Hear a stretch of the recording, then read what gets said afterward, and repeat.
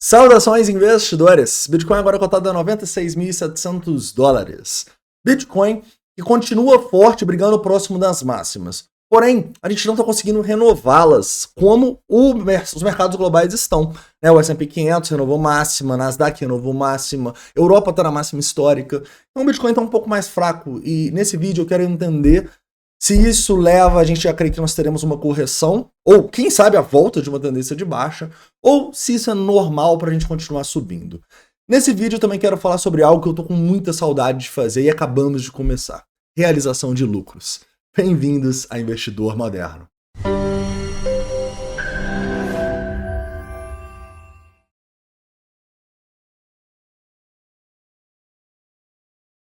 Vamos lá, investidores. Hoje a gente tem que começar falando sobre o payroll, né? O payroll que veio interessante, na minha opinião.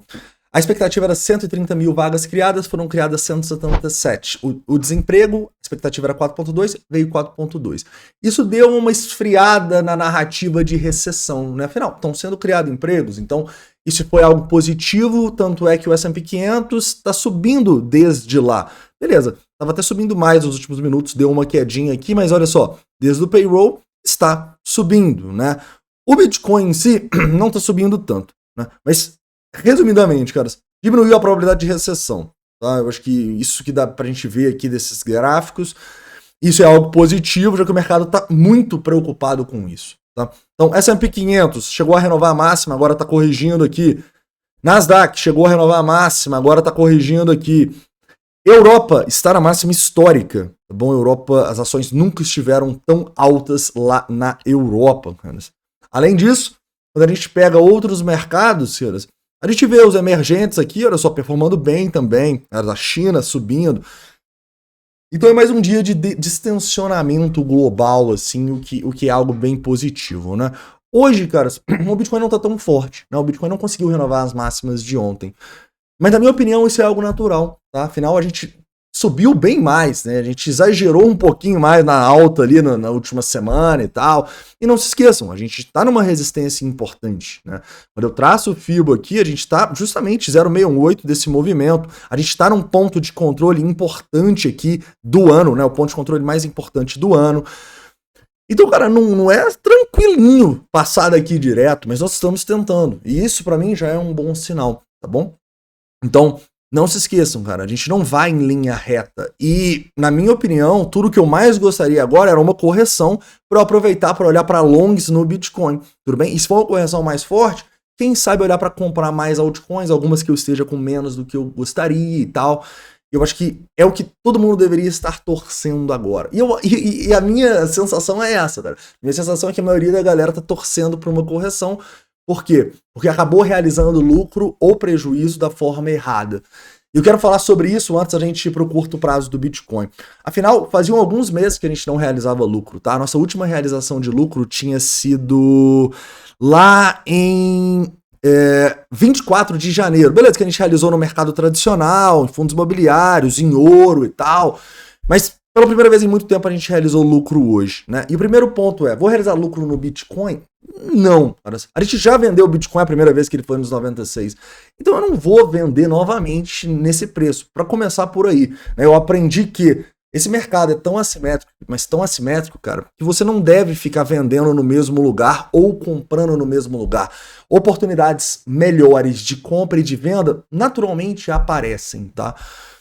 Eu só venderia aqui, cara, na verdade eu nem venderia. Eu só tomaria uma decisão aqui de venda ou de short caso a gente tivesse gatilhos muito claros para fazer essa venda. E é o que a gente tem agora? Não. O gráfico do Bitcoin está talvez o mais bonito de todos os ativos que eu acompanho. A gente está com o sentimento apontando para cima, a gente está com o Open Interest apontando para cima, a gente tem divergência mega bullish no CVD, a gente teve algumas vendas fortes nesses últimos movimentos aí, né, que estão compensando um pouco daquela compra exagerada que a gente teve e já ficou para trás.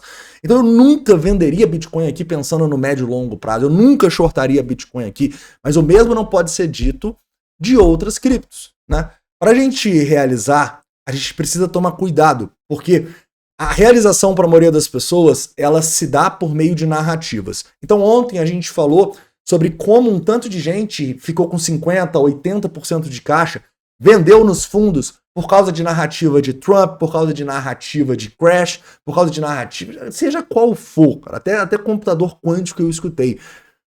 Mas agora você vai ter outro desafio, porque agora, quando a gente começar a ganhar muito dinheiro e os mercados começarem a subir muito, vão ter as narrativas contrárias, né? Então agora, a gente já está em ganância de novo, né? Ou em neutro aqui, ó, já entramos em ganância de novo. Esse é um momento onde você deve sim olhar para fazer realizações, mas como eu disse, de ativos que estão te dando gatilhos para tal. A gente fez uma realização de Virtual agora, tá bom? E eu quero explicar por quê.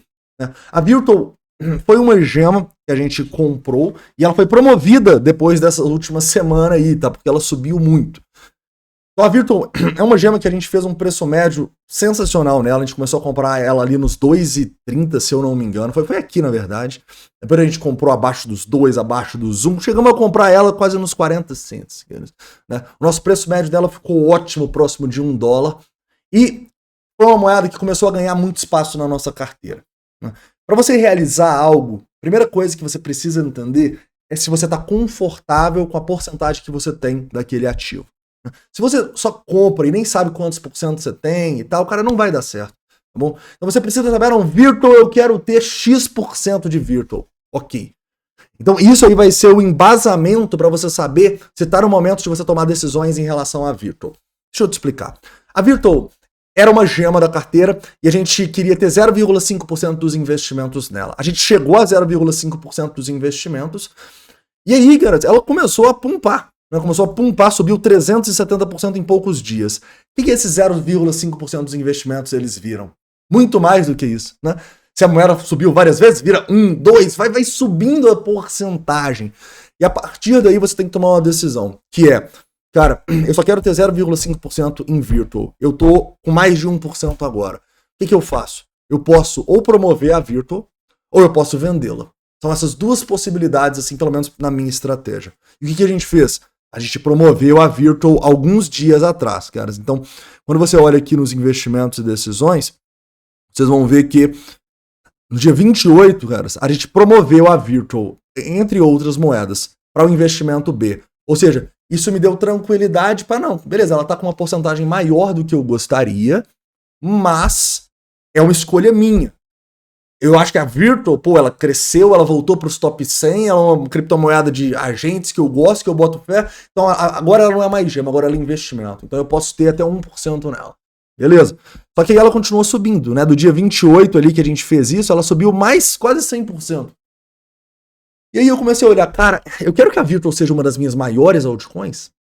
Não. Então a partir daí, eu olho, talvez seja no momento de realizar. E você não realiza só por isso. Você realiza também com uma estratégia. E a nossa estratégia, vocês estão cansados de saber. Quando tem muita gente vendendo, você quer comprar. Quando tem muita gente comprando, você quer vender. A Virtual teve a maior compra da história aqui na Binance Futures, tá bom? Ontem. Então a gente acabou de fazer uma realização de lucros nela. Então a gente tinha muito mais do que a gente gostaria na Virtual. A gente viu um gatilho aqui, claro, de muita gente comprando. O que a gente vai fazer? Vamos realizar lucro. E é justamente esse lucro que a gente realiza que vira o caixa infinito que eu tanto falo com vocês. A gente só conseguiu fazer um preço médio de $1 na Virtual, começando a comprar acima dos 2, porque a gente tinha esse caixa infinito. Porque antes aqui, ó, quando a gente estava nos momentos de alta, a gente estava realizando muita coisa. Eu nem tinha Virtual nessa época, mas eu estava fazendo o caixa, entendendo que quando a gente tivesse quedas, eu poderia me interessar em investir na Virtual, poderia me interessar em comprar outras criptos, sacou? Então agora, cara, realizei lucro aqui na Virtual, tô feliz da vida, caixa fortalecido, né? Não é tão fortalecido, mas a gente começa a fortalecer o caixa sem ligar para as narrativas. Eu aposto que vai vir alguém aqui nos comentários falar, não, mas a Virtual tá muito distante da máxima histórica, a Virtual agora tá com uma parceria, a Virtual, cara, não me interessa.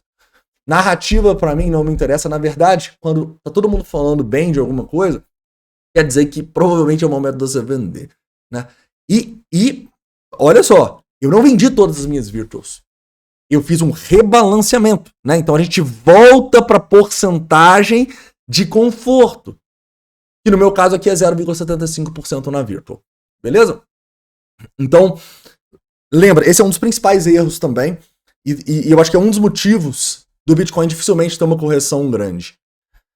As pessoas, elas acabam vendendo todos os ativos para esperar uma retraçãozinha para comprar mais barato, né? Então você não deve chegar aqui nos 1,87, vender todas as suas virtuals e traçar um FIB e falar, se voltar ali nos 1,31 eu compro. Não, por quê? Porque você estaria apostando na correção, não na tendência. Então o que você faz é, aos poucos, ir realizando lucros. Se amanhã a Virtual tiver $3, provavelmente eu vou realizar lucro de novo. Por que eu falo provavelmente? Porque eu tenho que olhar os indicadores aqui, tá bom? Tem os indicadores de sentimento também, mas eu vou simplificar nesse vídeo. Ah, Pablo, e agora comprar Virtual? Onde que eu compro Virtual? Olha só, antes de uma correção significativa, eu nem cogitaria. Pela minha estratégia, a primeira zona que eu posso discutir compra é nos 1,32. Mas, sinceramente, depois de uma alta de quase 400%, eu provavelmente vou esperar 0,5 ou 0,618 de FIBO. Com um momento onde muita gente esteja vendendo, muitas pessoas estejam com medo e tal. Agora é o momento de ganância, cara. Vocês vão começar a perceber isso. Beleza, é a primeira cripto que eu realizo. Não estou cogitando realizar Bitcoin, né? São vendas pontuais, são rebalanceamentos. Mas cada vez mais vocês vão começar a ver aqui no canal eu falando sobre o que eu realizei, né? Onde eu estou olhando para realizar. Porque é justamente isso que a gente deve fazer para ser um investidor de sucesso, né? Agora tá todo mundo desesperado, no FOMO desgraçado, o Bitcoin não vai voltar, não vai voltar. Agora é o momento que você olha para fazer algumas realizações pontuais. Tá bom? Eu falo pontuais mesmo, tá? Não é para vou rebalancear a carteira toda, não, cara. Eu tô falando, a primeira venda que eu fiz é do dia 24 de janeiro no mercado cripto. Então não é para emocionar na venda também não, senão vai ficar de fora. Beleza? Então é isso, caras. Para finalizar, podemos falar um pouco sobre o curto prazo aqui do Bitcoin, né? A gente vê aí o S&P se recuperando, o Bitcoin também segurando próximo dos 97, né? Mas assim, na minha visão, né, o curto prazo ele continua legal, tá? A gente tem um rompimento confirmado nessa região aqui, a partir dos 94... a partir dos 94.500, tá? Não seria meu cenário base o Bitcoin perder esses 94.500. Seria um mau sinal. Seria um sinal de perigo. Seria um sinal de que a gente poderia olhar para, enfim, uma correçãozinha e tal, não sei o quê. Tá? A gente tem um open interest forte entrando nessa região. Então não seria meu cenário base. Mas, Pablo, você vai fazer um long daqui ou daqui? Sinceramente, não. Como eu disse para vocês, a gente está numa resistência, né? Nós estamos justamente no 0,618, no ponto de controle. Então, cara, apesar de eu entender que a maior probabilidade é sim a gente continuar subindo daqui, longs aqui pra mim não me interessam tanto, tá bom? Eu acho que a situação tá confortável, mas a gente tem que tomar cuidado com essa resistência aqui, tudo bem? Então é isso, cara. Espero que vocês tenham gostado do vídeo, espero que tenha ficado claro a questão da realização de lucro, do rebalanceamento. Eu sempre estou deixando no card final um vídeo importante para vocês verem, tá bom?